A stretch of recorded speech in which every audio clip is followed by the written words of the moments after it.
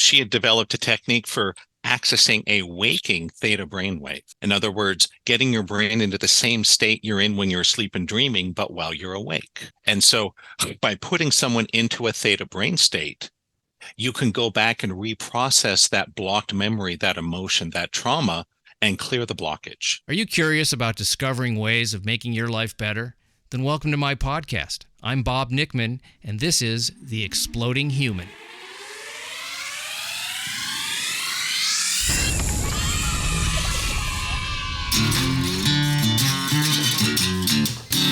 Listen in while I talk with all kinds of people in the fields of personal growth, health and healing, alternative therapies, psychology, spirituality, environment, and the future. I'm looking for those answers that make life better for everyone. You'll meet cutting-edge practitioners, doctors, artists, filmmakers, business people, and those who have overcome challenges. The brave, the curious, anyone who's out there helping us humans to explore, expand, and explode. Hey, welcome to The Exploding Human. My name is Bob Nickman. My guest today is BRENT MICHAEL PHILLIPS, and we're going to be talking about how catastrophic physical and emotional collapse resulted in his commitment to studying, understanding, and exploring the connection between human behavior, spirit, and science. But first, I'd like to invite you to visit my website, theexplodinghuman.com. Over there, you can listen to episodes, read synopses, see photos of my guests. There's also a little bio on myself. You can also listen on the YouTube channel, which is The Exploding Human with Bob Nickman. As I said, my guest today is BRENT MICHAEL PHILLIPS. He's the founder of Awakening Dynamics. Brent's story is absolutely fascinating. He was an MIT student and then an MIT graduate, and he was at the forefront of the commercial internet era, designing games and websites way back in the beginning. And then his life totally collapsed from physical problems, emotional problems, and life circumstances, and his path to trying to heal himself through conventional medical protocols, which did not work, and much of the alternative medicine that he tried was not working either, which led him to studying under several people, which we're going to be talking about, and how he uses that knowledge to teach others how to heal themselves bodily, mentally, and spiritually. I don't want to say too much because Brent tells this story and it's unbelievable. Just when you think things couldn't get worse, they did for him. This was not a quick journey, but it's a powerful one. So here he is. This is BRENT MICHAEL PHILLIPS. Brent, I'm so happy to meet you. You're in Vegas. I'm in Los Angeles, and we are going to be talking about a lot of cool stuff today. I don't know. I know a little bit about your story from your bio, but I would love to know your story. Let the people listening know how you arrived at becoming somebody who works with, I guess we're going to say energy, because I mean, yeah, energy is everything anyway. But you know, you're working with it in a way that we're going to be talking about. But most of us were not born into thinking this way. Nope. Certainly, the conventional way that we're raised in the United States, that was like a woo-woo crazy, insane concept. Absolutely. And I know you arrived at it through a difficult situation. So why don't you tell the fans and the people and my listeners? Yeah. We'll tell all six of them, all of my fans and all your listeners, right? No. So you're exactly right that growing up, I never thought I'd do anything like this. That I grew up in a relatively culturally conservative part of Southern California. And my parents' attitude was, well, the hippies and alternative medicine and all that, they're just a bunch of fools who aren't smart enough to go to real doctors. I really didn't give it much attention. I'm like, fruits, nuts, flakes, etc. And growing up, I was just your typical nerd. They called us indoor kids back then. I loved video games. I loved Dungeons and Dragons. I loved Lord of the Rings and Star Wars. Mm-hmm. And so I ended up in college at MIT, which I was excited about because the one thing I was really good at was programming computers. So I'm like, hey, I'm really good at this. People will pay me. That made sense. So, and it was at MIT in the late 80s, I discovered the internet. And I was like, oh my gosh, right? Total kid in a candy store moment. I'm like, wow, there's a worldwide network and you can find like-minded people to discuss almost anything. And it was amazing. And so I made internetworking the focus of my studies. I got my bachelor's degree, moved on to grad school at MIT. I got my master's degree, I qualified into the PhD program, and I was working on my doctorate. And that's when the World Wide Web hit. Mm. And it was so fascinating that we were doing some really exciting stuff. One of the things I was involved in, it was me and two other guys in my lab. We sent the first ever live synchronized audio video stream over the web in 1994, which today, every Zoom call is exactly that. Right. It's not We're a big doing deal. it right now. It's like And that's nothing. right. Yeah. But back in 1994, no one had ever done it. And so when the internet boom hit, I decided to leave graduate school because I'm like, hey, this is my gold rush. And I really thought, well, I'm going to leave MIT, have a startup or two, work really hard for a couple years, sell the company for millions of dollars, and then maybe retire to some tropical island and spend my days hot tubbing with supermodels. That was my plan. So it's a great plan for a young guy, right? It's a great plan. It's a great plan. And people have done it, I suppose. Yeah, I actually a guy who was 1 year ahead of me in my high school who went to MIT. He developed software a year after he graduated from MIT, sold it for $22 million to a Wall Street trading firm, and literally retired to Ibiza to party full time. So there are people that pulled it off, but I didn't. Mm-hmm. There's an old saying that the easiest way to make God laugh is to tell him your plans. Yes, I've heard that, and it's pretty true. I'm hearing some chuckling from up in heaven as we talk about this. Sure. And so, long story short, I started a website company. I recruited my lifelong best friend. And it's funny that the very first website I ever created in my entire life was the website for the launch of the Sony PlayStation in the summer of 1995. And it was exciting. It was heady. We did websites for Disneyland, Nissan Motors, divisions of Sony.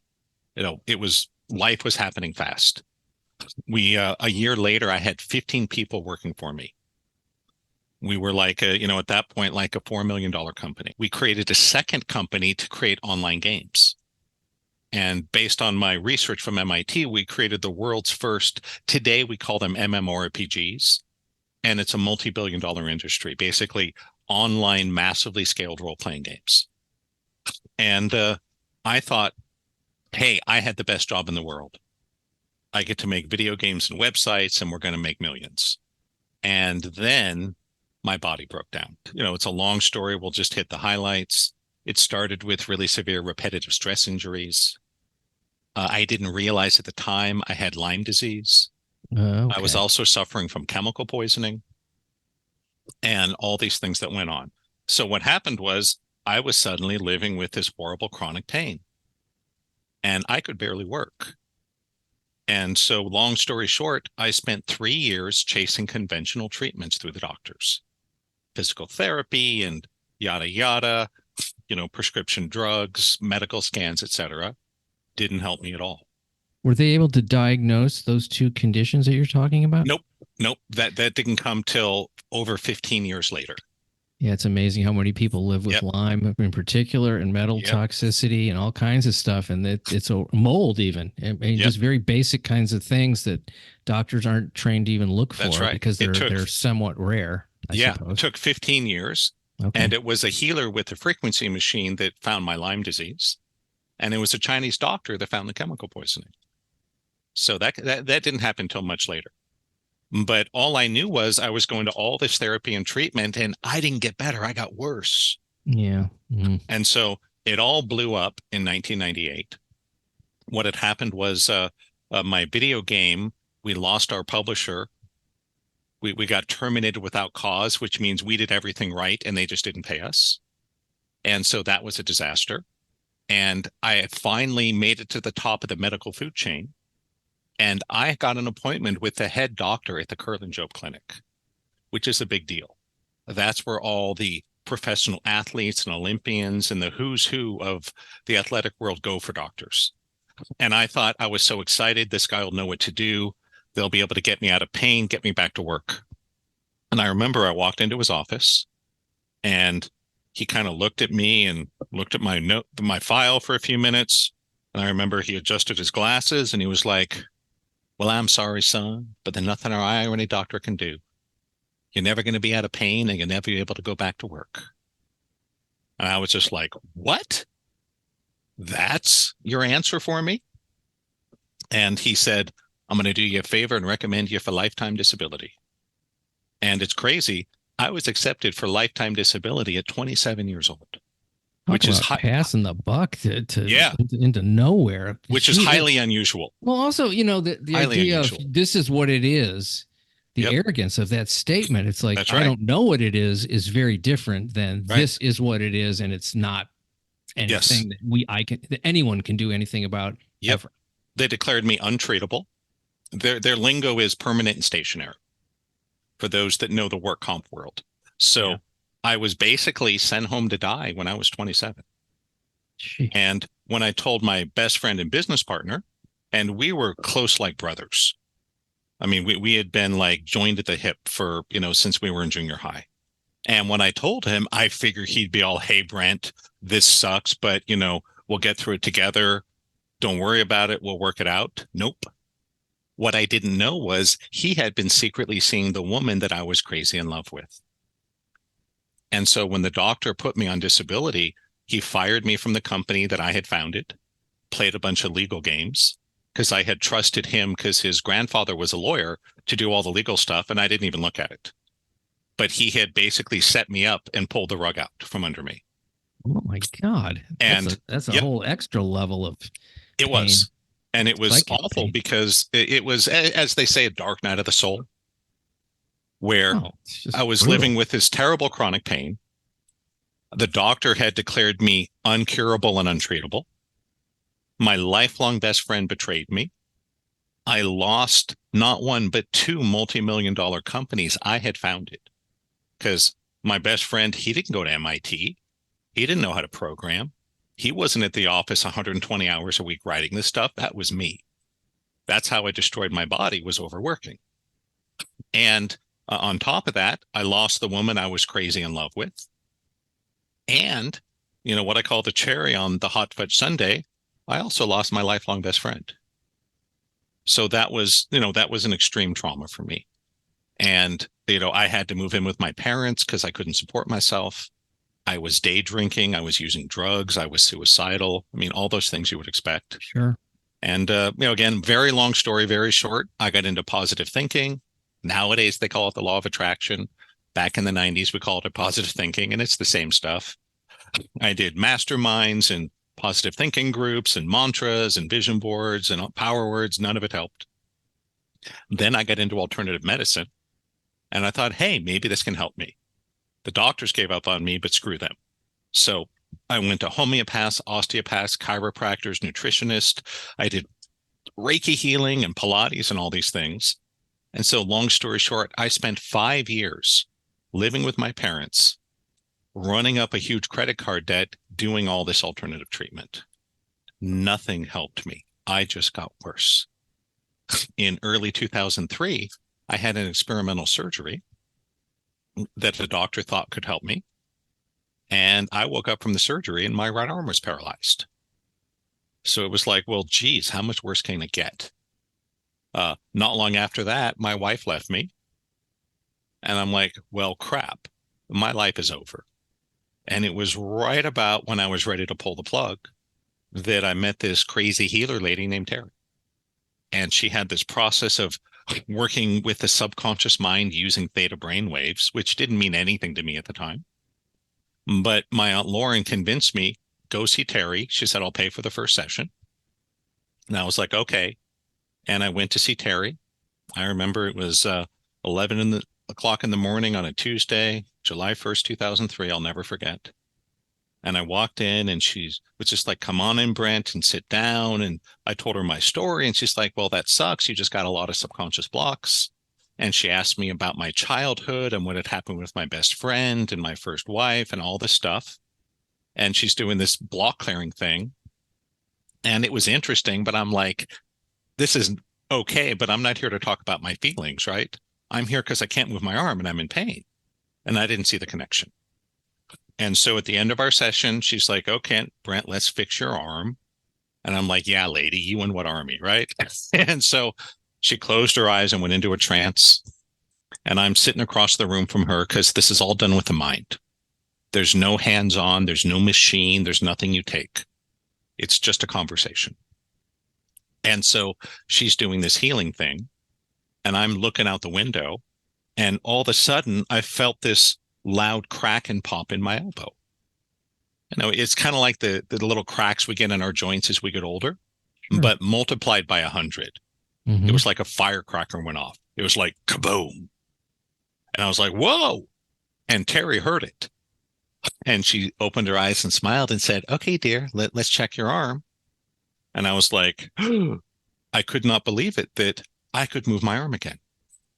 And so that was the miracle that started me down this road. But before we go further, I want to be really clear with everyone in the audience to tell the truth. There's a lot of people in this world of self-improvement and energy healing that exaggerate, that make things up. I don't need to exaggerate. This is the truth. That my frozen elbow from the surgery instantly healed, never gave me trouble again. That really happened. What did not happen was all the chronic pain and problems I had, that did not get solved in an hour. But that one little bit, my paralyzed arm did. And so I decided I was going to learn this stuff. And Bob, you'll probably find this amusing. At first, I thought, oh, compared to MIT and computer science, electrical engineering, this has got to be easy. Yeah. I figured in Sure. 3 to 6 months, I'd have it mastered. Yeah. Totally wrong, right? I couldn't do it at all because I was so in my head. And so the journey that was supposed to take 6 months ended up taking 10 years.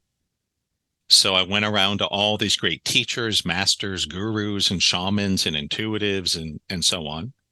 And what I did was I reverse engineered them because many people in this world were born with a gift, a natural healer, a natural psychic, or whatever it is. And that's great, you know, but I was not. So I'm like, the gift I have is my mind and my education. So little by little, I worked with all these incredible people and I figured out what they were doing and how it worked. And that led me to create the system I call Awakening Dynamics in order to give people very simple and easy to use techniques that aren't total woo-woo, that have some basis in rationality and science and the laws of physics. Because what I found was there's a lot of nonsense in this world. There's a lot of filler. There's a lot of things that don't really help. So, for example, do you have to wear robes or crystals or have a Buddha statue to be a healer? No. Do you have to wear expensive yoga pants to be spiritual? No. I wanted to strip out all the fluff and find what's the meat of it, what's really happening here.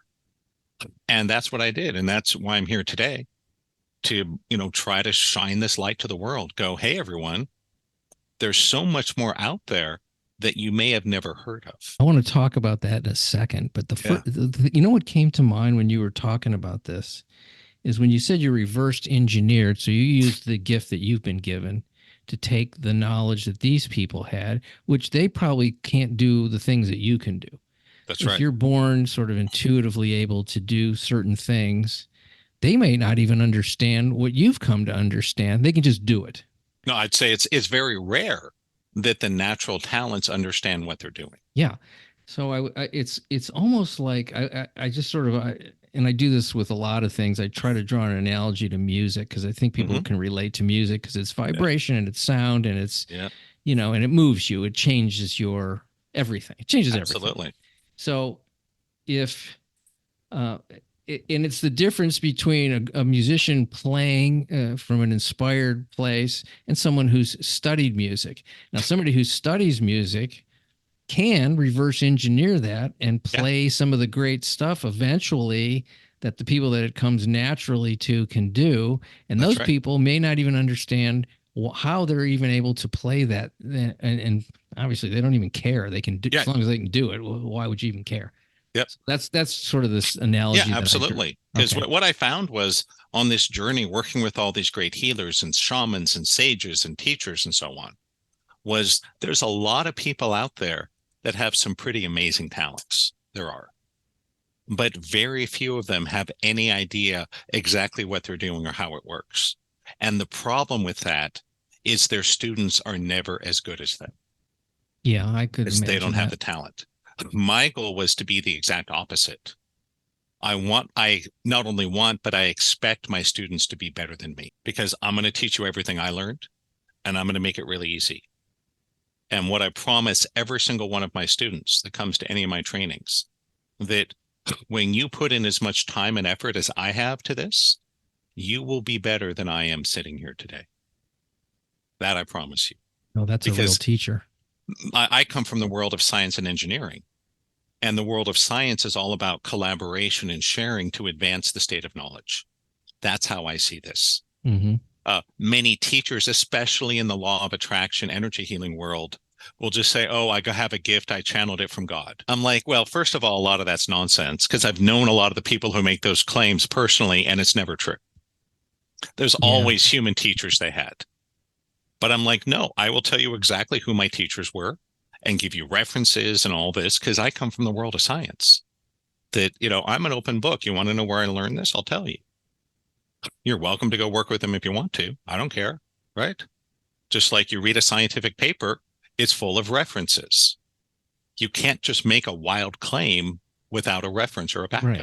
Or you're not going to get published. Yeah, exactly. And that's where I come from. So I'm very open about these things. And for those that want to learn, that what I have found is most of my students, to use a driving analogy, just want to drive their car. And that's great. Maybe 10% want to know how the engine works. Mm-hmm. So I'll do both for you. Most people that work with me, they just want to learn how to do some healings, clear their traumas, create more wealth, and just, push the button and have their thing come out. And there's nothing wrong with that. But my real passion is for those that want to take it apart and know how it works. Those are the ones that go deep into the study. And, it's an amazing journey.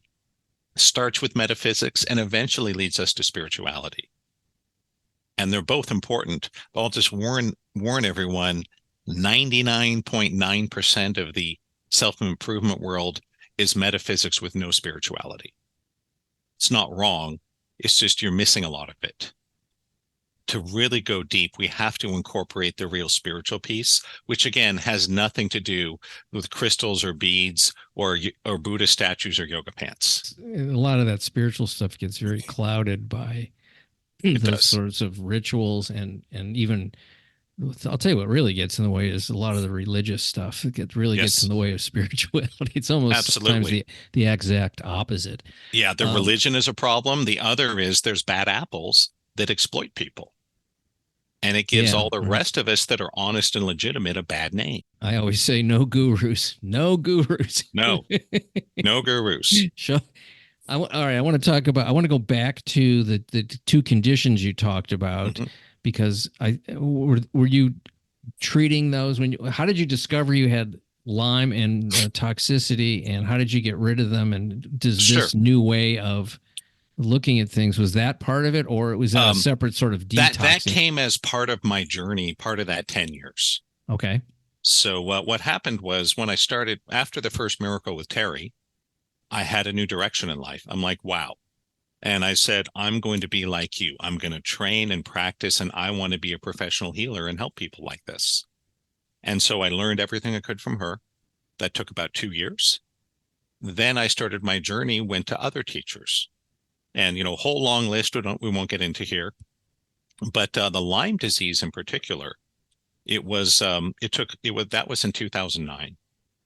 And that was right after I had connected with the man I consider my mentor, the late Dr. Carl Wolf. And he had said, Brent, there's something off in your system. Go see this guy. And what he was if you remember the Quixi, the QXCI, the machine from Germany. I don't. They were really popular 15 years ago. Okay. But basically, it was a frequency machine that they would hook pads up to your body and run different frequencies through you and see how it responded. Okay. And it had software that would interpret it and say, you have this, you have that. And I remember I had an hour session with him, and I was there for 3.5 hours. And what he said was, at the end was, he goes, Brent, have you ever been to New England? And I was like, well, yeah, I went to college there in grad school.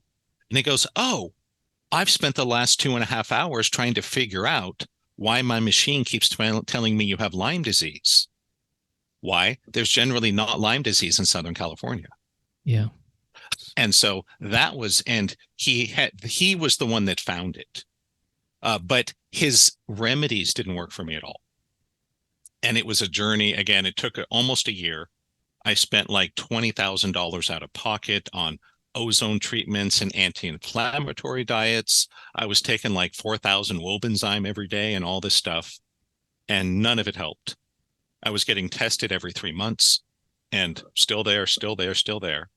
What did the trick was more work with Terry. That I had gone to a 3-week intensive she was hosting, and I had spent time every single day, probably 2 to 3 hours, working on this on my own and with the other students. And one of the students gave me, she goes, oh, Brent, you need to put this on your feet every day. It was tea tree oil. And so I put tea tree oil on the bottoms of my feet twice a day for 3 weeks. And when I came home, something felt subtly different. It wasn't like all my pain was gone and I was perfect. It wasn't like that. But the next time I got tested, the Lyme was gone. And so to this day, I'm not sure what it was that did the trick.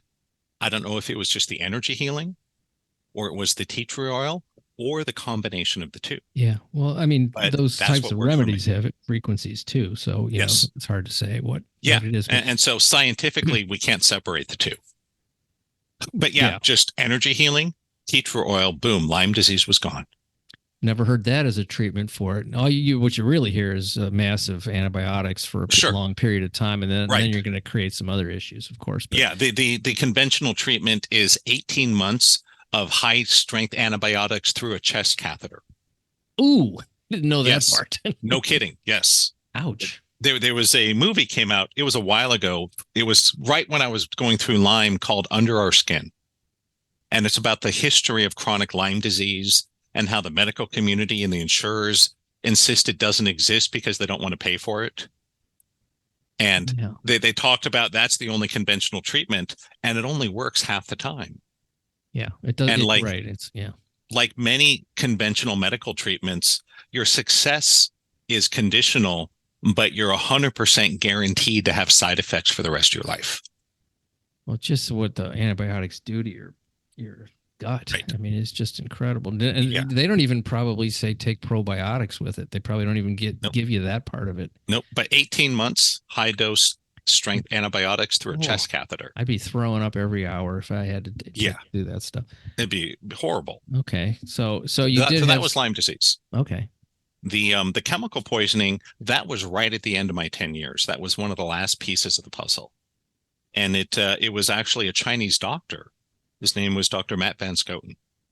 And he was a white guy who was considered the best Chinese doctor in America by many people. Okay. And he had worked closely with the Mayo Clinic and a lot of medical doctors because they were sending them the patients that they couldn't help. And he was able to help them a lot of recover, even after the conventional doctor sent them home to die, kind of like me. And I remember in my first session with him, he spent a bunch of time with me. And he came back and he said, okay, what's going on with you is you're suffering from chemical poisoning from aspartame, also known as NutraSweet. And so, I don't want to get into a long sidetrack about aspartame, but just so everyone knows, it is illegal in almost every country in the world except for the USA. And were you using a lot of it? I had quit by that point. But when I was young, I was a diet soda addict. Okay. Yeah. When I was 16, I had a summer job at a deli. And I'm like, damn, if I just sit and drink free Coke all day, I'm going to get fat. So I forced myself to drink diet soda. All through high school, college, grad school, my startups, I was drinking a 6-pack a day of Diet Coke. Oh, and God. Thank You're God. Just pouring poison in your body. Yeah, of course. Yeah. I had stopped drinking it 10 years before. Because after I met Terry, she was like, Brent, you got to stop drinking Diet Coke. It's going to poison you. And I stopped at that point, and that probably saved my life. Had I kept drinking it like I was, it might have killed me. I just remember when I first started going out with my wife, she was having problems with her period, and she was seeing this doctor that was an alternative. I guess I like holistic more than the word alternative, but she said, "Oh, you need to get off of this diet soda. It's screwing up your periods. It's really messing up your whole system." So she quit. She quit the diet sodas and she quit Sweet and Low. And I remember her getting these terrible headaches, and she goes, "My mouth tastes like metal. Yep.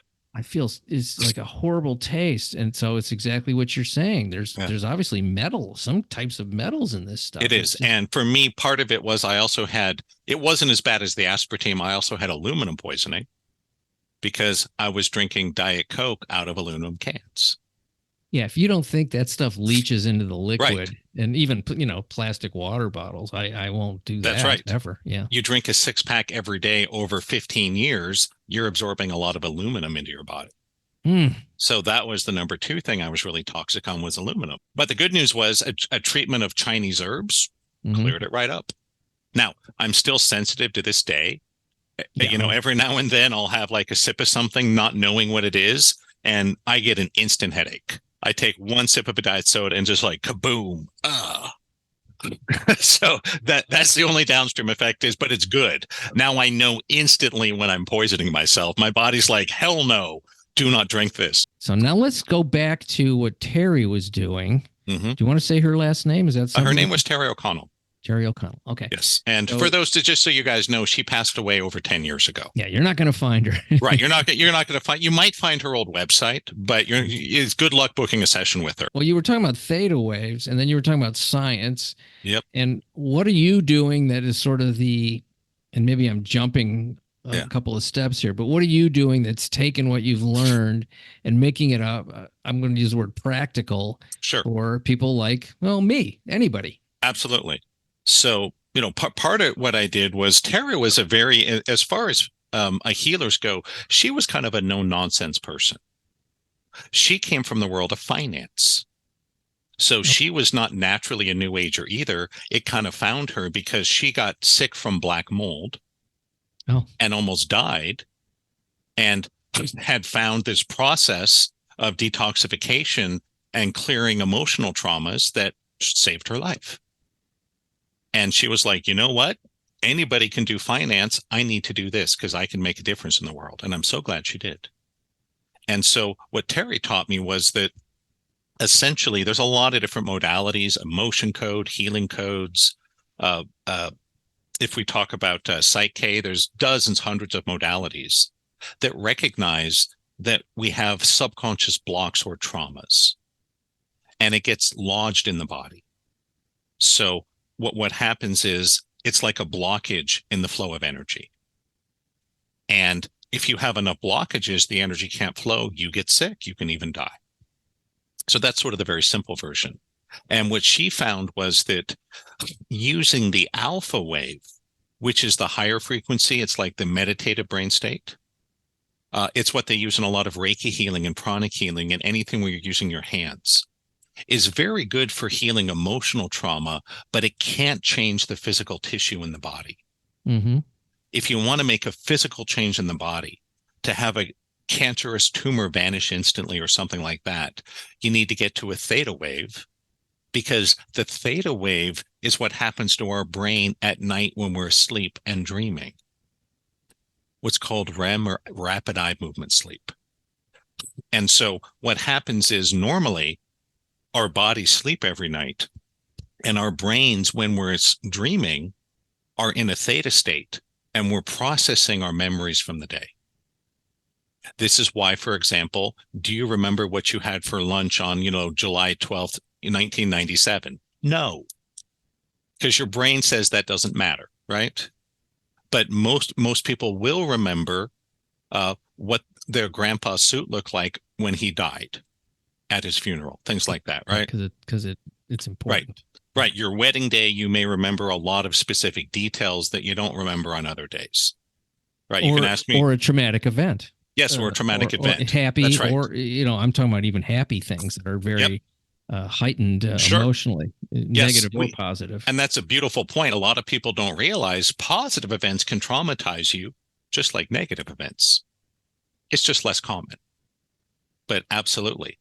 And so the point is, she had developed a technique for accessing a waking theta brainwave. In other words, getting your brain into the same state you're in when you're asleep and dreaming, but while you're awake. And so by putting someone into a theta brain state, you can go back and reprocess that blocked memory, that emotion, that trauma, and clear the blockage.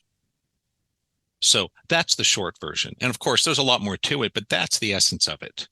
And so when I had that miracle, she was asking me questions that would help her identify the blockages. She'd then bring me into a theta state and clear it. And by the end of our first hour, she had cleared enough of those blockages from my system that she basically turned up the energy for a minute, what we call doing a healing. And my elbow went pop and instantly healed. It's pretty amazing. It's pretty phenomenal. I mean, when you talk about, they've talked about spontaneous healing as this sort of magical thing. And it's magical in that it's a great moment. Yes. But because it's happened so much over so many thousands of years to so many people, there's something going on. It's not magic. It's technology. I believe it was Arthur C. Clarke, the science fiction author, that said, any sufficiently advanced technology is indistinguishable from magic. Mm. And so it looks like magic. It's a miracle. It's God. It's aliens, whatever. No, this is what I call consciousness technology. There is a technology to how our brains and our awareness and our attention interrelate with our physical health, the world around us, our emotions, how much money we make. And we're just now understanding it. The parallel that will help people understand this would be electricity. That humans have known about electricity as long as we've been on the planet, because cavemen weren't stupid. They just didn't have technology. So they would see lightning bolts in a storm. They would feel a shock of static electricity. So they knew it existed, but they had no idea how it worked. That's where we are in terms of miracles.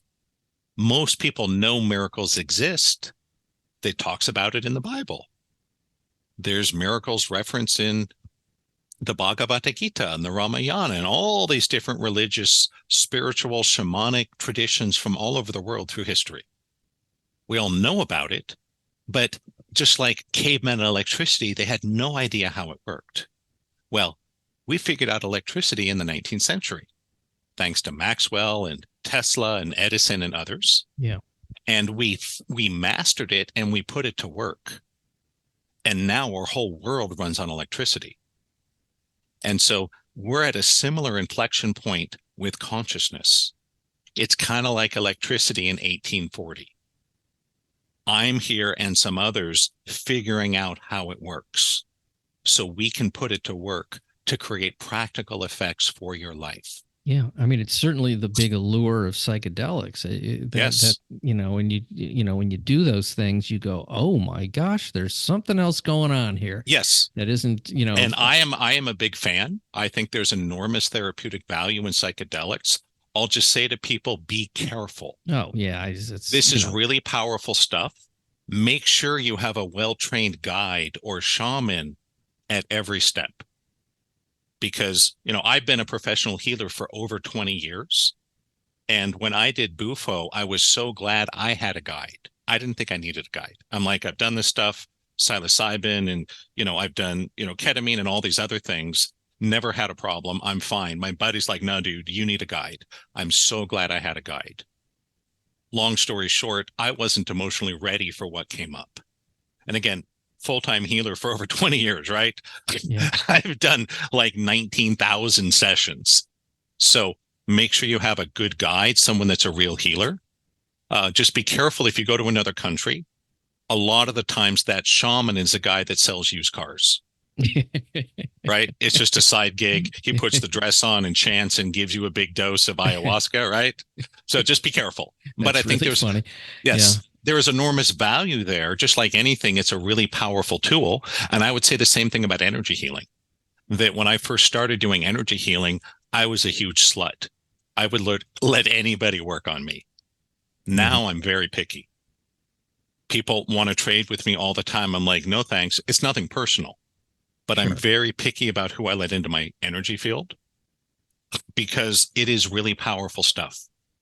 It's an equivalent to having sex with someone, that it's a big thing.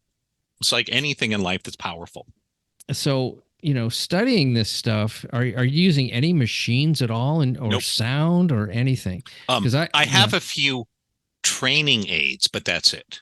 Because I listen to certain types of frequencies, Yep. binaural beats and things like that, and they're very powerful, and I love it. I have created some binaural beat tracks that I give to my students. Oh, okay. But it's just a training aid, because what it does is it facilitates learning how to hold that theta brain state when you're awake. My experience is you don't want to be using it when you're doing sessions with people, because the frequency holds you artificially in a really rigid state in your brain. Oh, okay. And that's really, I wouldn't say it's dangerous, but it's very counterproductive for healing. It's limiting. Right. It's limiting. So what I train my students is most of them use them for 3 to 6 months until they can move in and out of theta very quickly. Then you put them aside or give it away or sell it on eBay because you don't need it. That's why I call it training wheels. Once you can ride your bike without training wheels, you never want to use them again. Right. But they're really useful to learn. So absolutely, I have some training aids. But once you're sitting in a session with somebody, nope. It's just a conversation. All right. So somebody has a physical problem. Well, let's just take the Lyme disease, which was an actual disease, I guess. I don't know if, it's something going on in the body with organisms and blood and all kinds of nerves and things. So you have that sort of physical problem. Yep. Then you have what you're talking about, emotional blocks, trauma, whatever it is. Yes. Are they separate and the same at the same time? How do you heal a situation just with what you're talking about, or can you? And maybe sometimes you can't just do it that way. Great question. Okay. I'll try to give a concise but thorough answer. Long version is, anyone that is curious, I have a lot of videos on these topics on my YouTube channel. Just hop on my website at awakeningdynamics.com, and there's a link right there. I'll be there tomorrow. But there's 100 videos there, so it's a lot. The short version is that typically the emotional is the sponsor or the cause of the physical. And so if your emotions are very balanced and healthy, then your body, if there's no blockages, your body, if you get bit by a tick, your own immune system kills off the Lyme disease and you never have a problem. So, for example, on the camping trip where I got Lyme disease, I had 3 of my friends with me. We all slept in the same place, right? We all drank from the same whiskey bottle and all that kind of stuff. Yeah. But I'm the only one that got sick. Mm-hmm. And the reason is the emotional trauma, the emotional blockage weakens the body. That makes you vulnerable to the physical. And so typically what we will do is start with the physical issue. And I have a whole process that I apply in private sessions, and I teach this in my intensives on how to trace back to find the emotional core. And then you resolve the emotional core, which can usually be done in 1 or 2 hours. Very rarely takes more than 2, maybe 3 sessions, 5 if you're really hardcore messed up. Mm-hmm. Doesn't take a lot. Does that on its own always take you back to full health? No, sometimes it does. I'd say maybe 50-50. If you haven't had it for too long and it hasn't wrecked your life too badly, sometimes you do the emotional clearing and boom, you get better. Just like I mentioned with my session with Terry, my elbow had only been frozen for 4 or 5 months when I saw her. I had had my chronic pain for a lot longer. So in 1 hour, she was able to get to the core of the paralysis and we instantly healed it. It was never a problem. But it was a much longer and more involved process to get to the core of the long-term stuff. And so some people will need other things. Some people need to change their diet. Some people need to address nutritional deficiencies or take supplements. Some people need to do yoga or to go to a physical therapist. Sure. So it's going to be unique for each person. What I do try to do for people and teach my students is how to find and address the emotional core. That's my specialty. And then use the intuitive guidance to help them go, hey, this is what's next. So some people need to do a detox. I'm not a cleanse expert. I'll say, hey, go see this homeopath, go see this Chinese doctor. And I'll hand them off and go, hey, they are the next person on this journey. Sometimes I send people, I go, hey, you need a physical therapist. You need to rebalance your musculature. Yeah. Some people need medicine. Sometimes it sounds crazy. Sometimes I send people to doctors because I'm not a doctor. I can't prescribe medicines, but sometimes my intuition says this person needs this medicine. So I'm like a TV commercial, see your doctor and ask about XYZ, right? Sure. Not my favorite, but if that's my guidance, I just tell people what I'm guided to. So you put it all together, just about anyone can heal from anything. But how it happens, how long it takes, and how much it costs, we don't know. We need to be in a place of timelessness, serenity, stillness, and silence. And that's where the spiritual study, the awakening part comes in. Because if you get in your head about it and you run your life from the ego, you're just going to keep creating more obstacles.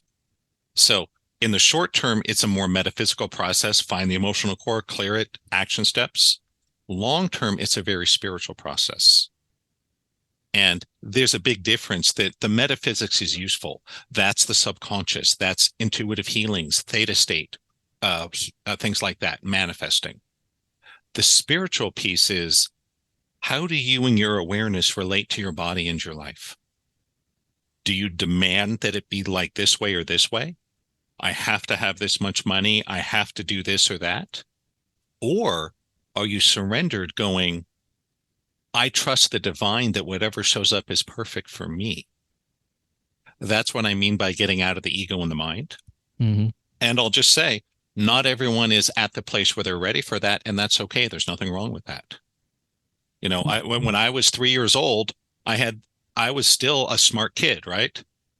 I could not learn calculus when I was 3. I wasn't mature enough for it. So some people can get a pure metaphysical solution. You do see a healer, you heal from cancer, you make money, you find love, you're out of pain. For others, for me, the spiritual journey was part of it too. Mm-hmm. I had to learn that life is not just the way Brent wants it to be. Life is the way the divine wants it to be. And the more Brent can stay still and silent and open, the easier it is to move through. Yeah, I think where I fight that idea is when the divine doesn't match up with my ego, which is, you know, well, that's all great, but you know, I do need a couple 100,000. I have an entire program devoted to exactly that concept. It's called The End of Suffering. Yeah. And it's on my website for those that are curious, but here's the essence of it, that suffering is created in the difference, the delta between what is and what your ego thinks should be. Wanting, period. It's what it is. You know, so if you go, yeah, that's nice, but I need 100 grand and you don't get your 100 grand, you're going to suffer. Oh man, we do such a great number on ourselves as human beings. It's all day long. The mind chatter is just hilariously funny. And yeah, I mean, that is a big part of, especially the more advanced study, is how do we transcend that? And I think in terms of popular authors, the one that's my favorite is Michael Singer. I think his work is very close to the mark. Untethered Soul Surrender Experiment, that I had developed all my material before I ever heard of him. When I read his books, I'm like, dude saying the exact same thing as me, just from a different perspective, which I love. As the saying goes, there's a lot of paths to the top of the mountain, right? Yes, exactly. And, you know, and his way of saying it works for X number of people, and yours works for a certain amount. Yeah. Yeah, I'm sure you've heard this. People say this, and I've felt it, and I've probably said it. You know, you state the thing that you maybe want to achieve. I don't know what's stopping me. I'm doing all the right things. You know that feeling? Yep. Where you just go, oh, and a lot of times it comes with career stuff. Usually career and money is most common. Yeah. Sometimes relationship. Yeah. Love, marriage. And you can, and when you say that, and when you're in that place, you can feel it. in your Mm-hmm. body somewhere, maybe even a lot of places. And it's like it takes on a form, there's a physical manifestation inside the body, in either one or more places where you can feel it sometimes. It's like, I don't know what's, you squint and you kind of go, maybe hunch your shoulder. I don't know what's stopping me. You know what I'm talking about? I'm sure you've heard this a million times. Yeah. Yep. And here's the short answer. And this may totally confuse people, but that's good, because confusion is how we find growth and truth. Is my late mentor, Carl, when he'd have a problem in his life, what he would ask is not, what do I do? Is that's in our culture. I want to make more money. What do I do? I want to get married. What do I do? I want to deadlift 500 pounds. What do I do? Insert life goal here, right? Mm-hmm. He would ask, what is it I'm not feeling? So that's really the core of the higher level work. Is these blockages occur because we're in resistance. We're trying to avoid feeling things. And I'll say for many people, it's simple. You don't like feeling poor. You don't like feeling weak. You don't like feeling like what you want and your voice doesn't matter. And most of us live our lives madly scrambling around, driven by ego, to manipulate things to avoid the things we're afraid of. In NLP, this is called away from motivation. And a lot of the time, it is that simple, that most people don't want to be rich because they really want to be rich. They want to be rich because they don't want to be poor. See the difference? Yeah, big difference. So that's a generalization, but for most people, their specific answer is somewhere inside of that. This is what drives all addiction, period. Every single addict that's ever walked this earth, they do it because they're trying to not feel something. Sure. Absolutely. And this is why at the higher levels of the work, we surrender into presence, silence, and stillness to be an open slate to let whatever the divine sends at us move through us today. And sometimes the divine sends us pain, grief, loss, sorrow. Yeah, what's going on there? Yep. And if we're able to allow it and trust it and feel it, it moves through you and on to the next thing. I think that's amazing that you just said that, because that's the thing I'm most of. Well, everything is fear, problem wise. Yeah. It all comes down to, what am I afraid of? Yeah. And the fact that fear has this quality where we think it's permanent. The thing we're afraid of, if it happens, it's going to be permanent. Yep. It's going to be absolutely crushing and devastating. Yep. And I'll be destroyed. That's what it feels like at the ultimate level, is if I allow this to happen, if I allow this feeling to happen, I will be destroyed. That's what it's so primal and so absolutely terrifying that, I think that we mask that with whatever we can, because, if that happens, I mean, it's survival. It's absolute life survival, even though sort of intellectually, let's just pick something. If I get rejected by someone, right, in whatever area. Right, I have a crush on this person. If they don't want to go out with me, I'll never be loved. I'll never be happy. I'll always be alone. The usual teenage emo drama, right? Right. And I'm not even going to try because I can't take the pain. Yep. And I already know that's what's going to happen. So I'm not going to put myself in that situation. You got it. This is why there's an old saying, the average millionaire has gone bankrupt 2.5 times. Yeah, that's true too. I don't know statistically exactly what the number is, but the concept is very powerful and true. People that achieve big success, almost all of them had big failures on the way, but they weren't afraid of it. They just failed, got up, dusted off, and tried again. And most people live small lives because they're terrified of the big failure. Not blaming them. I understand it. Who wants to have big failure? I've gone bankrupt. I've been divorced. I've had cancer. I mean, I could go on and on. I've had 2 multi-million-dollar losses, on and on and on. My adult life, the first part of it reads like the script of a horror movie. The point is, though, if you're willing to take the risk of the big failure, you're actually lining up for big success. One of my dating coaches once had a club he called the Failure Club, that the goal was to go out and be rejected by as many women as you could. Yeah, Because I've heard of this. You get rejected enough times, you stop worrying about it. You're not afraid of it anymore. And then boom, you found your confidence. And then you're in a great place to connect with the right person, if that makes sense. Yep. Sure. It's funny because that gets set since we're talking about that particular topic, that gets set at a really young age when both men and women, boys and girls, are super insecure and make decisions that aren't even honest about themselves or the other person, and they're scared too. You don't know that because you're in it. That's right. You don't know that everybody else you're running into is doing the same thing. Right. You don't realize they're, it's like with wild animals, they're just afraid of you as you are of them. Yeah. And that's the truth. Whether you're gay or straight, male, female, or whatever, it's no different. We're all the same on the inside because there's only one of us. That's the real truth. Yeah. And so the rest of it is just drama. It's fun. It's juicy. It's entertaining, isn't it? Sure is. And we love the drama. Let's face it. We love the drama or we wouldn't create it. And there's nothing wrong with that. It's like, putting some spice on your food.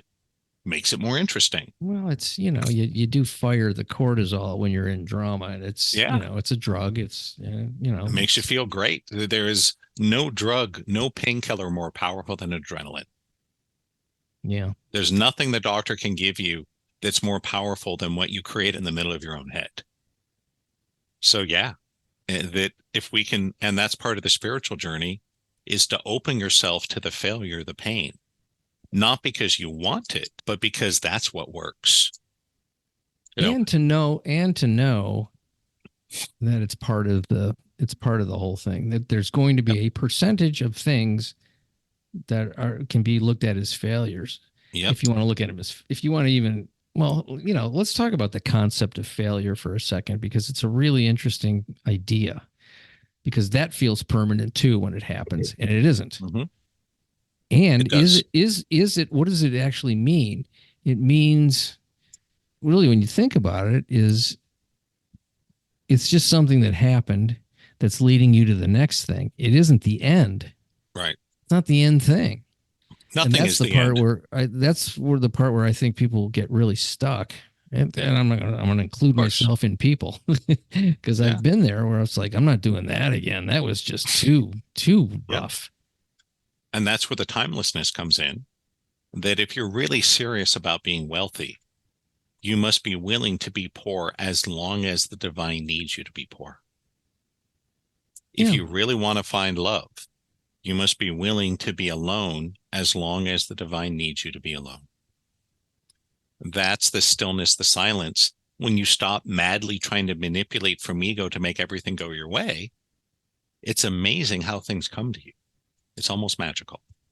Yeah. I have to say, the times in my life that I've been the most successful, now I'm not even talking about money or anything, just successful as a person, have been when I've been the most fearless.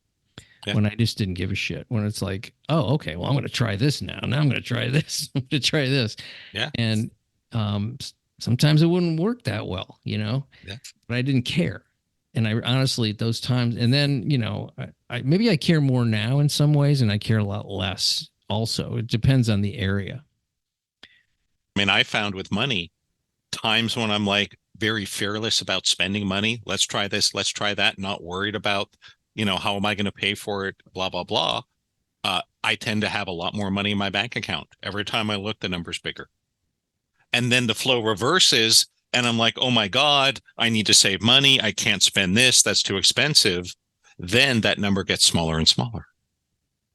I haven't learned that one yet. I'm cautious. Well, and there's nothing wrong with being cautious. Yeah. It's just a matter of, is it working? I don't know. So far it seems to have worked. Yeah. If you are where you want to be financially, then that's great. That's awesome. I would say that I am. I had to learn a lot of things from my wife, who's of more of the school of spend it and not irresponsibly, but spend, right. And the universe doesn't like a vacuum, and it'll come in. Yes, and that's what I would say. There's a fine line between being adventurous and courageous and being foolish and dumb. I'm not saying go buy everything and run up your credit card bill. I'm going to put it all in number 12. Right. No, bad idea.